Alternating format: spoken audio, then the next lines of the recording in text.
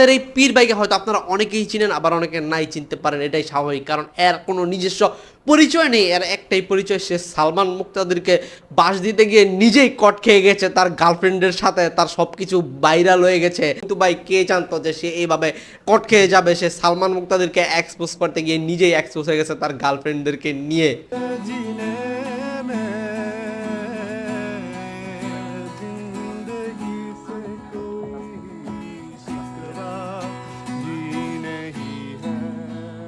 এই সকল ছবি ভাইরাল হওয়ার পর সে তার ফেসবুকে পোস্ট করেছে যে এগুলো তার পরিবারের ছবি বা তার পরিবারের ভাই বোন, এরকম কিছু বোঝানোর চেষ্টা করছে। কিন্তু ভাই পরিবার তো আমাদেরও আছে, আমাদেরও ভাই বোন আছে, কিন্তু আমি তো কোনো দিন ভাই আমি কে আমাদের আশেপাশে দেখলাম না কেউ কেউর বোনের লগে এইভাবে ছবি তুলছে, রাতের বেলা হাত জোড়ে ক্যামেরায় ক্যাপচার হয়েছে, এমনকি নদীর পাড়ে গিয়ে কথা বলার সময় ক্যাপচার হয়েছে। ভাই এগুলি কেমন ধরনের বোন আমি তো বুঝি না। যাই হোক, না বোঝাটাই স্বাভাবিক, কারণ এখন সবাই তার খালতো বোনের সাথে করে। আরে ভাই আমি ভিডিও টিকটক করার কথা বলতেছি। যাই হোক, রিফাত রাতুল তার খালতো বোনের সাথে টিকটক করুক, নাহলে ভিডিও করুক, নাহলে ছবি তুলুক, এগুলাতে বাংলাদেশের আমজনতার কোনো কিছু যায় আসে না।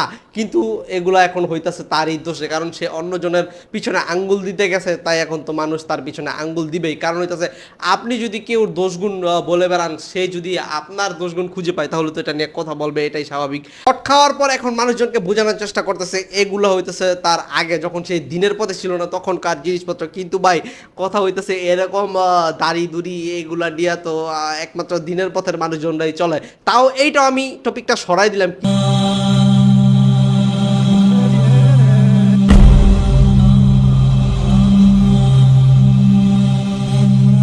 কিন্তু একটা ছেলে তার এই গানের ভিডিও দিয়ে তাকে মেসেজ করে, তখন সে বলে এটা নাকি 22 জুন 2022-এর ভিডিও, যখন সে ইউনিভার্সিটিতে ভর্তি হচ্ছিল। কিন্তু দাদা আপনারা হয়তো জানেন না, সে 2021-এই ধর্মের পথে ফিরে এসেছিল।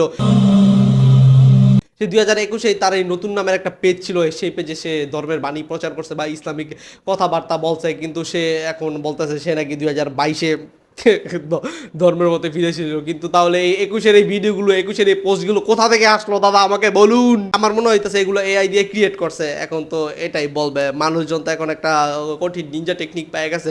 কোনো কিছু সত্যি বের হইলেও বলে এটা ভাই আমি করি না, এটা আমার না, এটা এআই দিয়ে তৈরি। এখন মনে হয় রিবাতরা তুলো এগুলা বলবে। সে নাকি সালমান মুক্তাদিরের নামে মামলা করবে 3 দিনের ভিতরে। 3 দিনের আলটিমেটাম দিছিল, কিন্তু ভাই 1 সপ্তাহ পার হয়ে গেল, 2 সপ্তাহ পার হয়ে যেতেছে, মামলার খোঁজ খবর শুনলাম না। আর শুনবই কিভাবে, কারণ এই সব নর্মাল বিষয় নিয়ে কি পুলিশের কায়দার কাজ নাই মামলা নিব? যাই হোক ভাই, এটা কথা না কথা আছে ভাই, কেউ যদি কথা দিয়ে কথা না রাখে তাকে মুনাফিক বলা হয়। আমি যতটুকু জানি, তো আমাদের রিফাত আমাদের বলেছিল যে সে সালমান মুক্তাদিরকে দেখে নিবে, তাকে মামলা দিবে, কিন্তু সে তো মামলা দিল না।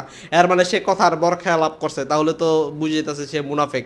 এগুলো আমি বলবো না, মানে তার কথার প্রেক্ষিতে বুঝে যেতেছে। আর দ্বিতীয়ত ভাই, সে সেভেজ হওয়ার জন্য একটা ইন্টারভিউতে বলেছিল সে নাকি সালমান মুক্তাদিরের বাসায় গিয়ে এগিয়ে দিতে চায়। কিন্তু সে কি জানে না যে নূহ নবীর সময়ও এরকম তার বিরোধিতা যারা করেছিল তারা তার নৌকাতে গিয়ে হেগে দিয়েছিল, যারা নাকি ইসলামের দুশ্মন ছিল, নূহ নবীর দুশ্মন ছিল। সেও কি এরকম নূহ নবীর দুশ্মনদের মতো মানুষের বাসার সামনে গিয়ে হেগে দিয়ে কি প্রমাণ করতে চায়? আমি তো বুঝতেছি না ভাই।